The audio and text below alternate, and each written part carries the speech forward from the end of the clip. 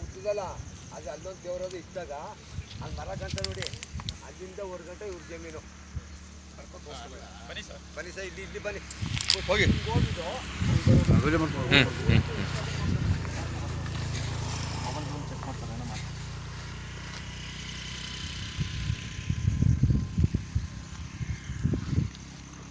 ಮಟ್ ಮಾಡ್ಕೋ ಮಟ್ ಮಾಡ್ಕೊಂಡ್ಬಿಡು.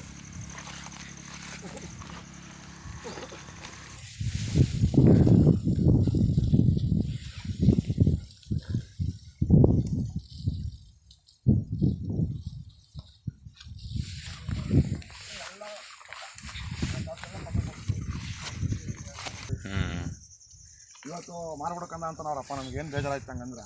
ಅದೇ ರೇಸ್ ಜಾಸ್ತಿ ಅಂತ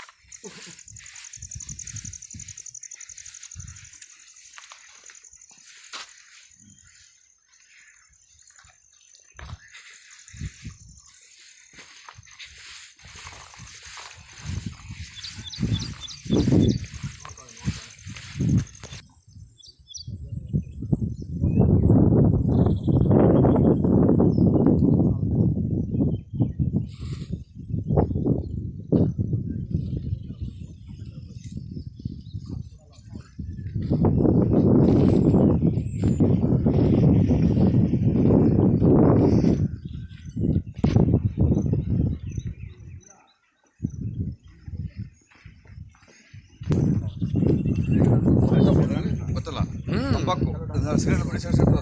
ಹೌದು, ನಾನು ರೈತನ ಮಗನೇ.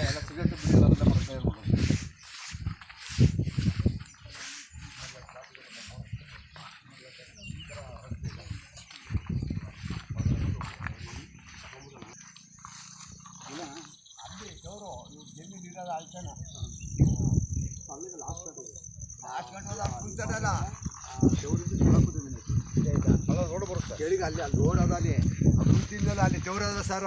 ಆ ದೇವ್ರನ್ನ ಯಾಕೆ ಏಕ್ಷರು ಒಂದು ಒಳ್ಳೆ ಫ್ಲಾಟ್ ರೋಡ್ ಸೈಡ್ ಇದು ಏನು ಬೇಕಾದ್ರೆ ಮಾಡ್ಬೋದು. ಇಲ್ಲಿ 3 ಎಕರೆ ಜಮೀನು ತೋರಿಸಿ ಅಂತ ಹೇಳಿದ್ರು ನಮ್ಗೆ.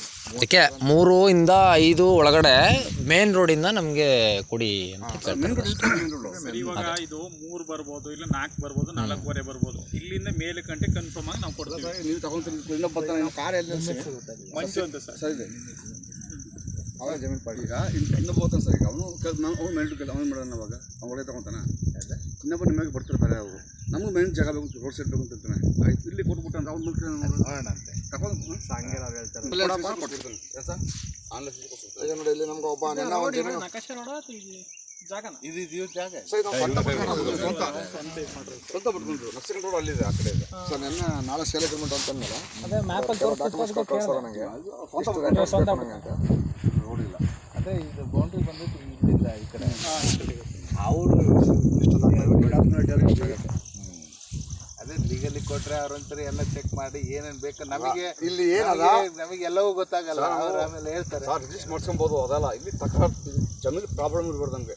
ಪೊಸಿಷನ್ ನಮ್ಗೆ ಮೊನ್ನೆ ಪಾರ್ಟಿ ಮಾಡ್ಕೊಂಡಾಗಲ್ಲ, ಇಲ್ಲಿ ನಮಗೆ ಅಕ್ಕಪಕ್ಕದವ್ರಿಂದ ತೊಂದರೆ ಆಗ್ಬೋದು, ಬೇರೆಯಿಂದ ಯಾರಿಂದ ತೊಂದರೆ ಇರ್ಬಾರ್ದು ಅಂತ ಜಮೀನು ಬರುತ್ತೆ ನಮಗೆ. ನಿಜ ರಿಜಿಸ್ಟರ್ ಮಾಡ್ಸ್ಕೊಬೋದಲ್ಲ, ರಿಜಿಸ್ಟರ್ ಆಗುತ್ತೆ. ಅಕ್ಕಪಕ್ಕ ನೀವು ಹೇಳ್ದಂಗೆ ಅಕ್ಕಪಕ್ಕದಲ್ಲಿ ನಮಗೆ ಸಪೋರ್ಟ್ ಮಾಡಬೇಕು. ಜಾಗ ಇದು ಸರ್ಕಾರಿ ಜಾಗ ಅಲ್ಲ. ನಾವು ಜಮೀನವ್ರು ಬಿಟ್ಕೊಂಡು ಅವ್ರು ಮಾತಾಡೋದು, ಅವ್ರ ಜಮೀನಲ್ವಾ, ಅವ್ರು ಬಿಟ್ಕೊಂಡ್ರೆ ಅಷ್ಟೇ. ನಿಮ್ಗೆ ಸರ್ಕಾರ ರಸ್ತೆ ಬಿಟ್ಟರೆ ನಾವು ಕಾರ್ ನಿಲ್ಸಿರೋದು ಬಿಟ್ಟರೆ ಇಲ್ಲಿ ಗಂಟಾಗುತ್ತೆ. ಇಲ್ಲಿಂದ ನೀವು ರಸ್ತೆ ಮಾಡ್ಕೋಬೇಕಷ್ಟೇ. ಏನಾರು ಒಳಗಡೆ ಬರಬೇಕು ನೀವು ಅಂದ್ರೆ ಇದಾರಲ್ಲ ಈಗ ಇವರು ಎಲ್ಲ ಓನರ್ಗಳು ಇದಾರಲ್ಲ.